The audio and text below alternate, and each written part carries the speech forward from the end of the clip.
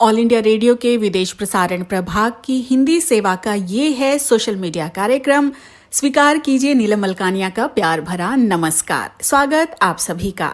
हमेशा की तरह इस एपिसोड में भी हम आपके लिए लेकर आए हैं कुछ संदेश, कुछ जानकारियां। बने रहिएगा हमारे साथ। संगीत है शक्ति ईश्वर की, कण कण में बसे हैं राम। रागी जो सुनाए रागिनी, रोगी को मिले आराम। कहते हैं कि रेडियो तरंगों और संगीत की लहरियों में अद्भुत साम्य है। वे अपने विद्युत तरंगों को प्रभावित करती हैं, उनसे वातावरण अनुप्राणित होता है, पदार्थों में हलचल मचती है तथा प्राणियों की मनोदशा पर उसका अनोखा प्रभाव पड़ता है। मनुष्य अपनी बौद्धिक एवं संवेदनात्मक क्षमता की दृष्टि से अन्य प्राणियों से विशिष्ट है, इसलिए संगीत का उस पर असाधारण प्रभाव पड़ता है। रहा होगा संगीत कभी मात्र मनोरंजन का एक साधन, किंतु संप्रति वो कला के साथ विज्ञान के एक महत्वपूर्ण धारा के रूप में अपनी पहचान प्राप्त कर चुका है। भाव संचार में तो इसकी महत्ता सदियों पूर्व से ज्ञात रही है।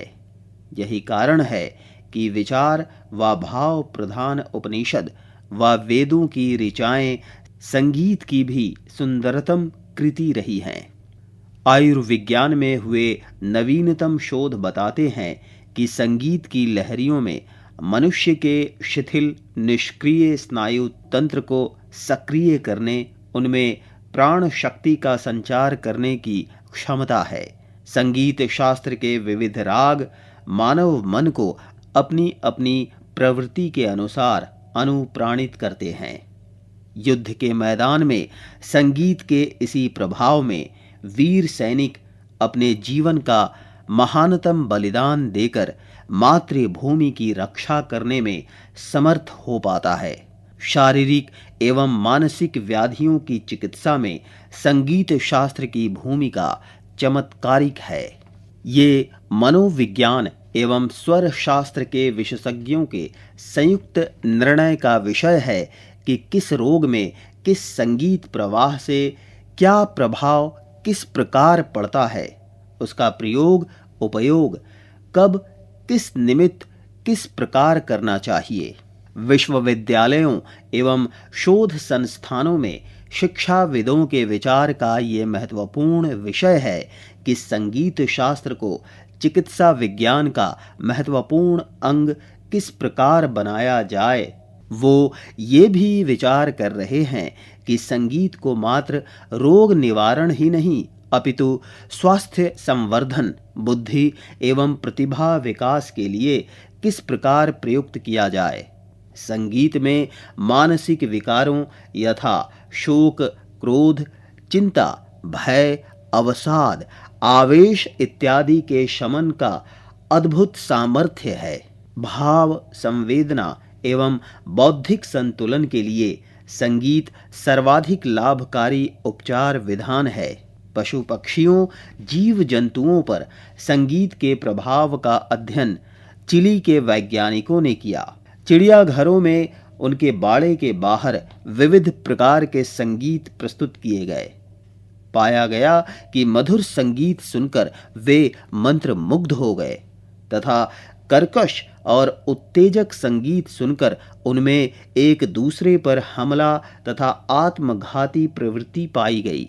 जलजीवों पर भी संगीत के प्रभाव के प्रयोग का भी यही परिणाम पाया गया। पेड़ पौधों पर संगीत के प्रभाव का अध्ययन बर्लिन के एक उद्यान में किया गया।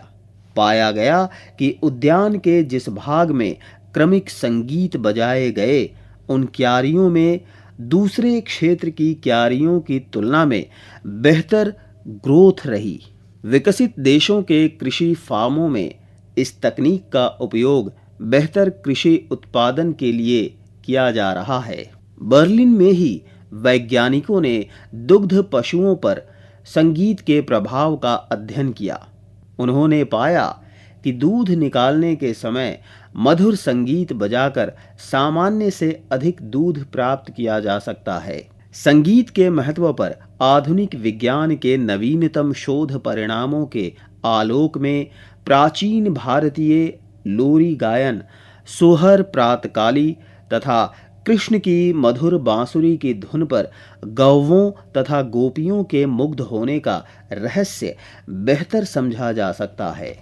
नमस्कार, जय भारत। मैं हूँ वोकलिस्ट ऋतिका पांडे। आशा करती हूँ कि आप सब बहुत अच्छे होंगे। मैं आ रही हूँ आप सबसे मिलने के लिए 22 जुलाई को। जी हाँ, अंजना वेलफेयर सोसाइटी के कार्यक्रम आराधना में मैं आप सबके लिए आ रही हूँ 22 जुलाई को, जिसमें मेरे साथ देश और दुनिया के तमाम बड़े दिग्गज कलाकार पहली बार एक ही मंच पर उपस्थित हो रहे हैं, वो भी ऑनलाइन। सबसे बड़ी बात है, निःशुल्क कार्यक्रम है ये आप सबके लिए। इसके लिए मैं माया निगम जी, जो कि अंजना वेलफेयर सोसाइटी के सचिव हैं, उनका बहुत बहुत धन्यवाद देना चाहती हूँ, शुभकामनाएं साथ ही साथ और बहुत आशीर्वाद देना चाहती हूँ, क्योंकि इस कोविड-19 के बीच में, इस महामारी के बीच में जिस तरीके से ये कार्यक्रम कलाकारों के हित के लिए लेकर आ रही हैं, ये बहुत ही सराहनीय कदम है। इसके लिए बहुत बहुत शुभकामनाएं माया जी आपके लिए। और साथ ही जो कलाकार इस वक्त इस वीडियो को देख रहे हैं, उनको मैं कहना चाहूंगी, इस कार्यक्रम को आप जरूर ज्वाइन करें, इस मौके को ना छोड़िए, क्योंकि बहुत कम ऐसे मौके होते हैं जब इतने सारे कलाकारों से आपको कुछ सीखने को मिलता है। बहुत शुभकामनाएं देना चाहती हूँ। और सबसे अच्छी जो बात एक मैं कहना चाहती हूँ, जो माया निगम जी की मुझे लगी, उनके द्वारा जो कार्यक्रम लेकर आ रही, जो इतना खूबसूरत मैसेज इस कार्यक्रम के माध्यम से देना चाहती हैं कि अंधेरा कितना भी हो, एक दिन उजाला आ ही जाता है। किसी भी परिस्थिति में यदि इंसान चाहे तो रास्ता ढूंढ सकता है। जो बहुत ही अच्छी बात मुझे माया निगम जी की लगी। माया निगम जी खुद एक बेहतरीन नृत्यांगना है, कथक नृत्यांगना है। तो हम सबसे जरूर जुड़िए, अपना ख्याल रखिए, प्रकृति का ख्याल रखिए, आसपास जानवरों का ख्याल रखिए, जिस तरीके से हो सकता है लोगों की सहायता कीजिए। बहुत बहुत शुभकामनाएं। जय हिंद, जय भारत, नमस्कार।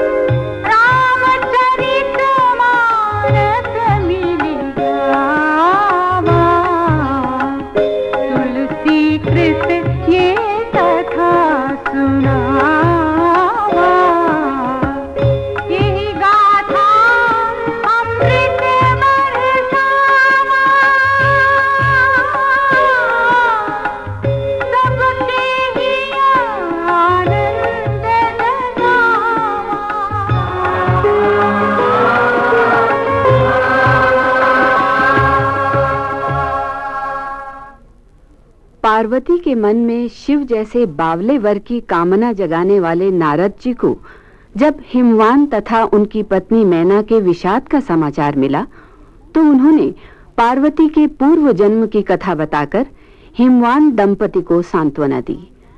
शोकाकुल हिमवान तथा मैना को ये ज्ञात नहीं था कि भ्रमवश सीता का वेश धारण करने के कारण शिव ने सती का त्याग किया था तथा सती ने पिता दक्ष प्रजापति के घर यज्ञाग्नि में अपने आप को भस्म कर दिया था। फिर उन्होंने पार्वती के रूप में जन्म लिया और हजारों वर्षों की तपस्या करके शिव को पुनः वर रूप में पाया है।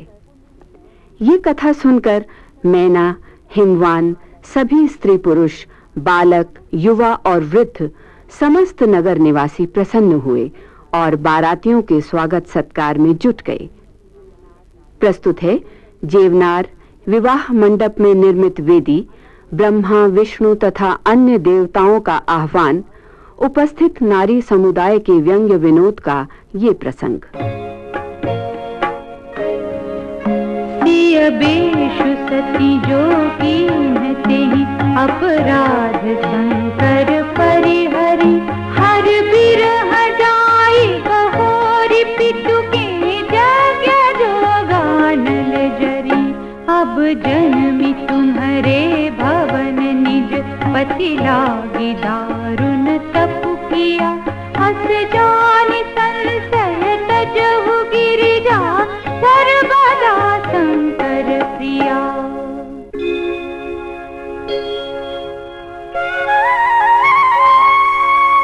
सुनी नारद के बचन तब सब कर मिटा विषाद, छन महु व्यापे सकल पुरा घर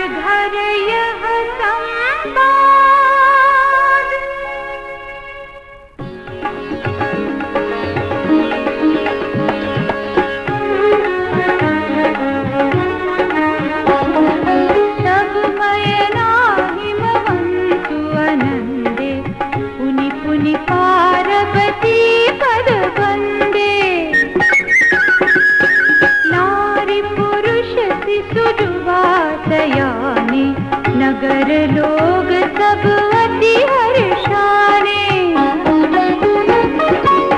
लगे होन पुर मंगल गाना, सजे सब ही हाटक घटनाना। भांति अनेक भई देवनारा, सूप शास्त्र जस कछु व्यवहारा। सो देवनार की जाई बखानी, बसहि भवन जेहि मातु भवानी। सादर बोले सकल बराती, विष्णु बिरंचि देव सब जाति।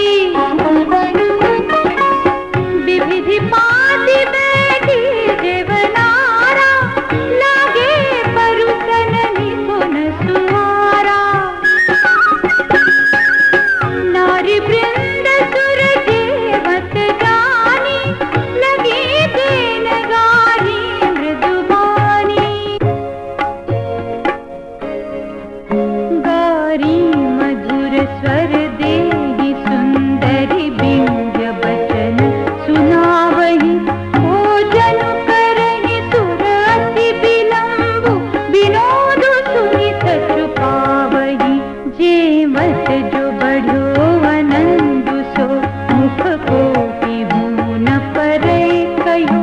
अचवाए दीने पान, गवने बास जहाँ जाको रयो।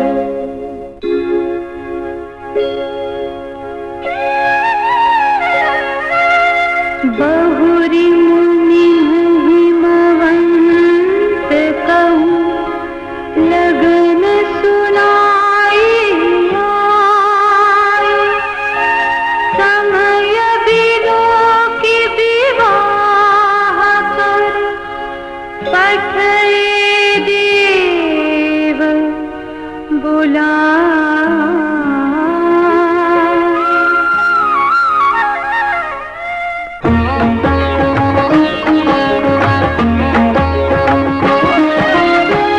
बोली सकल सुर सादर लीन्हे, सब ही जसोचित आसन दीन्हे। वेदी वेद विधान सवारी, सुभग सुमंगल गावहि नारी।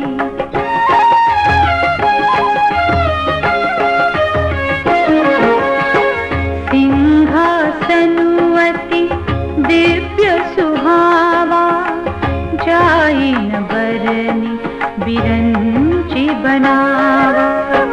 बैठे शिव विप्रह्न सिरुनाई, हृदयं सुमिरि निज प्रभु रघुराई। बहुरी मुनि सन उमा बोलाई, करी सिंगारु सखी ले आई। देखत रूप सकल सुर मोहे, बरने छवि अस जग कवि को है।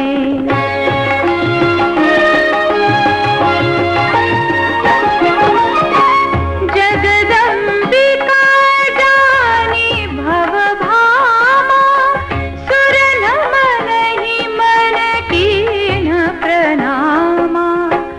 सुंदरता मर जाद भवानी, जाइन कोटि हूँ बदन बखानी। कोटि हूँ बदन नहीं बने बरनत, जग जननी शोभामा। सकुचहि कहत श्रुति शेष सारद, मंदमति तुलसी कहा। छवि खानी मातु भवानी, गवनी मध्य मंडप शिव जहाँ। अवलोकि सकहि न सकुच पति पद, कमल मनु मधु करु तहाँ।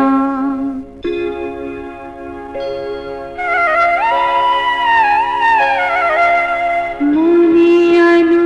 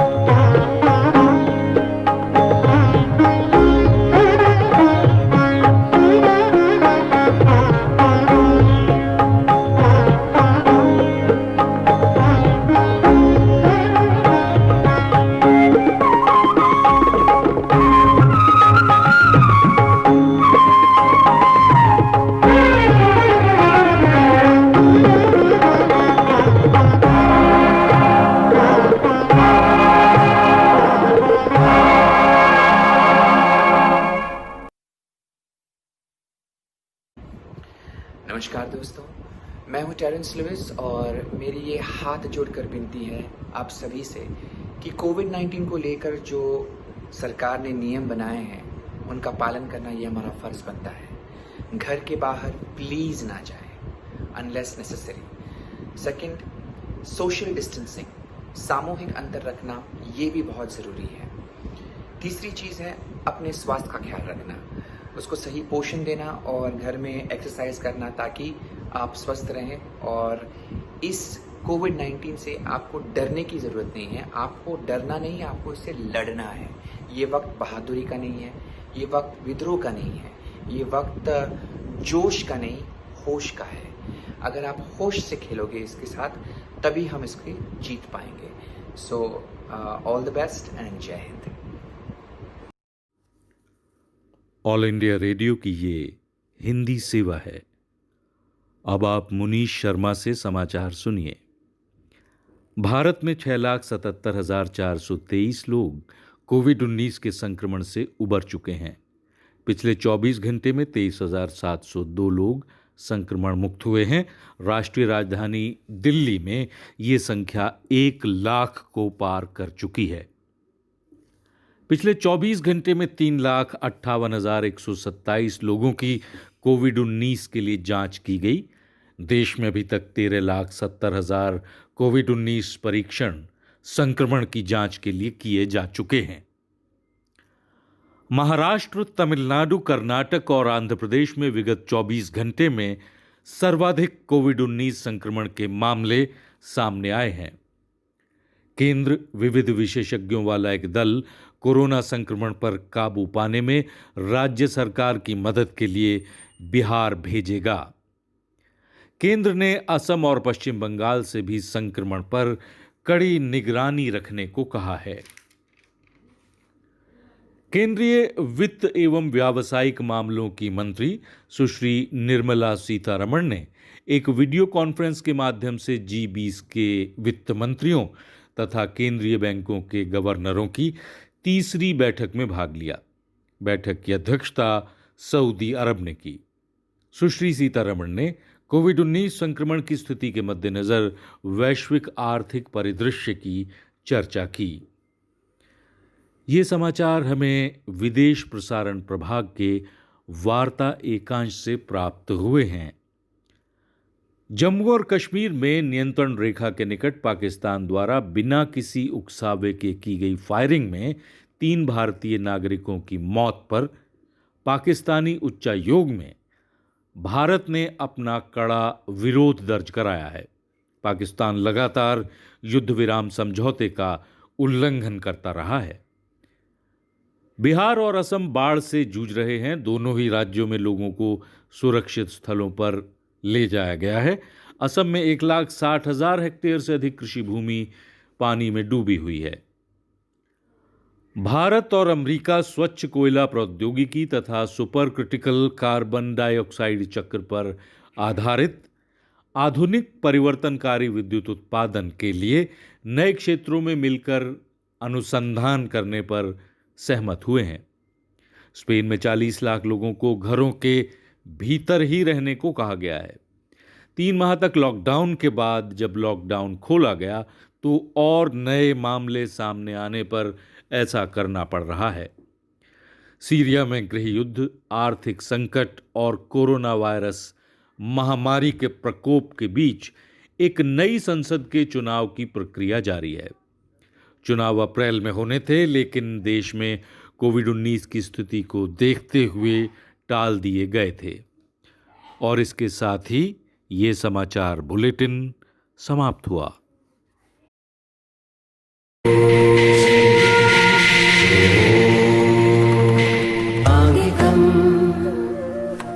भुवनं यस्य वाचिकं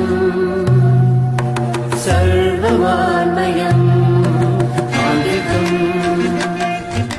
भुवनं यस्य वाचिकं सर्वमान्मयम् आहार्यं चन्द्रतारादि तं वन्दे सात्विकं शिवम् आहार्यम्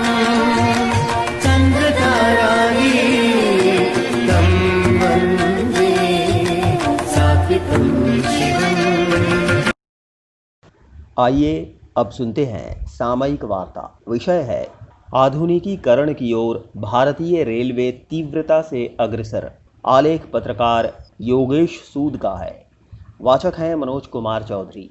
भारतीय रेलवे ने बड़ी लाइन का विद्युतीकरण, ऊर्जा कुशलता को दुरुस्त करने तथा नवीकरणीय स्रोतों को बढ़ावा देने को सम्मिलित करते हुए विभिन्न पहलों के माध्यम से 2030 तक कार्बन उत्सर्जन के मामले में शुद्ध शून्य होकर पूरी तरह से हरित बनने का लक्ष्य निर्धारित किया है। दिसंबर 2023 तक इसने बड़ी लाइन के सभी मार्गों का विद्युतीकरण करने का लक्ष्य निर्धारित किया है। रेलवे का विद्युतीकरण करना, स्वचालित इंजन, ट्रेन तथा अचल यंत्रों की ऊर्जा कुशलता को दुरुस्त बनाना, निर्धारित अधिष्ठापनों, स्टेशनों, डिब्बों में जैव शौचालयों को लगाना तथा ऊर्जा के नवीकरणीय स्रोतों को बढ़ावा देना, ये सभी प्रयास कार्बन उत्सर्जन को शुद्ध शून्य स्तर तक पहुंचाने की इसकी रणनीति का हिस्सा है। हाल ही में भारतीय उद्योग के प्रमुखों को संबोधित करते हुए रेल मंत्री पीयूष गोयल ने कहा कि आने वाले 3 से 5 वर्षों में रेलवे का 100% विद्युतीकरण हो जाएगा तथा अगले 9 से 10 वर्षों में ये 100% शुद्ध शून्य कार्बन उत्सर्जन वाला संचालक होगा। 2030 तक विश्व में बड़े स्तर के स्वच्छ रेलवे के होने के कारण हम में से हर कोई एक गर्वीला नागरिक होगा। प्रधानमंत्री ने वन सन, वन वर्ल्ड, वन ग्रिड को प्रोत्साहन दिया है। अंतर्राष्ट्रीय नवीकरणीय समुदाय में भारत एक अग्रणी भूमिका निभा रहा है। अंतर्राष्ट्रीय सौर ग्रिड के रूपांतरण पर हम सब काम कर रहे हैं। उल्लेखनीय संसाधन की गतिशील क्षमताओं तथा अनुशासित मानव शक्ति के अलावा कोविड-19 के विरुद्ध भारत की लड़ाई में उपजी पूरी तरह से नई आवश्यकताओं की पूर्ति करने के लिए रेलवे ने चपलता और कौशल का प्रदर्शन किया है। आवश्यक वस्तुओं की आपूर्ति को बनाए रखने तथा आवश्यकता के अनुसार परंपरागत यातायात के मार्गों में परिवर्तन करके अनाज, दूध और डेयरी उत्पाद, कृषि उत्पाद तथा औषधि और छोटे पार्सल को एकत्रित करके तथा पार्सल कार्गो ट्रेन चलाकर और आवश्यक चिकित्सीय उपकरण तथा व्यक्तिगत रक्षा उपकरण पीपीई जैसी वस्तुओं की ढुलाई को बढ़ाकर इसने लोगों की आजीविका में मदद दी है। रेलवे ने अपने संसाधनों को बढ़ाया है तथा पीपीई, वेंटिलेटर, अस्पताल के बिस्तर तथा कोविड-19 आइसोलेशन डिब्बों की निर्माण करने की क्षमता का भी प्रदर्शन किया है। सुदूर स्थित क्षेत्रों में भोजन तथा राशन वितरित करने की इसकी पहुंच का भी इसने इस्तेमाल किया है। मानक लंबाई से तिगुनी लंबी एनाकोंडा ट्रेनों का परिचालन करके तथा आपूर्ति श्रृंखला के बीच के रिक्त स्थानों को भरने के लिए पार्सल यातायात की एक वन स्टॉप हेल्पलाइन सेतु को लॉन्च करके इसका कौशल सजीव हो उठा। अपने माल भाड़े तथा यात्री परिचालन के लगभग सभी क्षेत्रों और ग्राहक सेवा को पूरी तरह से ऑनलाइन करके भारतीय रेल आईटी कर्व पर अन्य क्षेत्रों की तुलना में आगे रहेगी। देश के सबसे बड़े संगठनों में से एक भारतीय रेलवे न केवल यात्रियों तथा माल ढुलाई के लिए ट्रेनों का संचालन कर रहा है, बल्कि अस्पताल तथा विद्यालयों जैसे सामाजिक संस्थानों के लिए ट्रेनों का संचालन करके ये एक क्रांतिकारी परिवर्तन ला रहा है। विश्व बैंक के अनुसार 2018 में भारत 68,443 किलोमीटर मार्ग का रेलवे नेटवर्क रखता था। अमेरिका, चीन तथा रूस के साथ ये विश्व के 4 सबसे बड़े रेल नेटवर्कों में से एक है। हालांकि भारत की पटरी का प्रत्येक किलोमीटर जर्मनी, रूस, चीन या कनाडा की तुलना में बहुत कम भौगोलिक क्षेत्रों को सम्मिलित करता है, जो इसके विस्तार की संभावना का परिचायक है। भारतीय रेलवे द्वारा संचालित ट्रेन सेवाएं यात्रियों के कई वर्ग को सम्मिलित करती हैं।